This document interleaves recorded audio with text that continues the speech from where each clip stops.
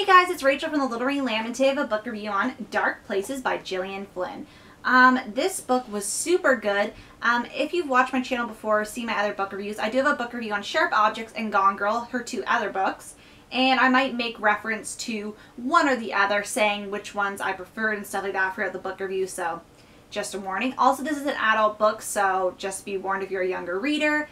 And this will be a no spoilers review. And just to refresh your minds, or in case you didn't know, I rate my books in 5 different categories. So we have plot, characters, cover, suspense, and overall in terms of reading, and very soon, 5 out of 5, not so soon, 1 out of 5. So basically, this book is centered, I'm just going to be looking at the back just so I don't spoil it because obviously I've read it. I read this in the book 2 before last week and it was super good. But basically, this is about a girl named Libby, and she is a survivor of this massacre in her hometown, well not hometown, but her house. In the house, she had 2 sisters and a mom who passed away, and her brother Ben is who Libby says killed them.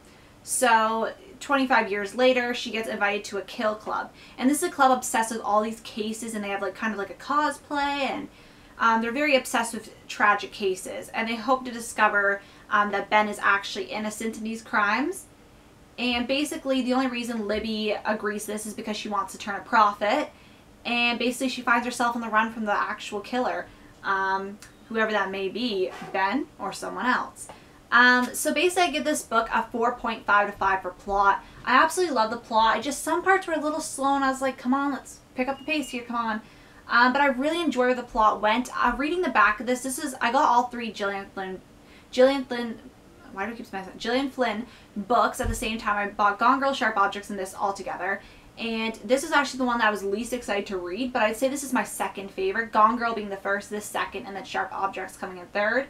The synopsis doesn't really do it as much justice as the book actually does, and it's in the typical style that the author does, where the narrator seems kind of unreliable, even if they're not an unreliable narrator in the classic sense.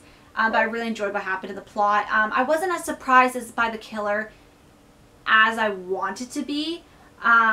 But like the reveal wasn't, I don't think, crazy. It kind of reminded me, if you watch the Pretty Little Liars season 6A mid-season finale, when you find out who A is, it was kind of like that to me. Like I was like, oh, that's really good, but not that surprised. But I still really enjoyed it.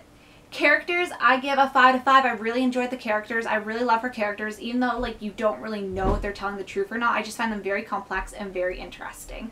I really like the character of Libby. I didn't think I was going to like her very much at the beginning, but I really liked her, Lyle, and the rest of them. I don't want to give it away, though. The cover I give a 5 to 5. I really like this cover, Dark Places. It's a dark cover. I love the blue on the black, and I just think it's very nice.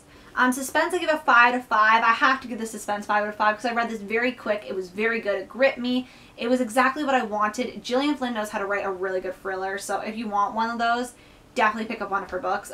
This one I really enjoyed, though. And overall, I give it a 5 out of 5. I definitely read this again very soon, especially considering the movie's coming out, or it's out. It's not really out anywhere near me. I don't know if it's come out in Canada yet, but I really want to see it. And maybe after I see it, like I'd be more influenced to reread it again. But I'm definitely rereading this again someday.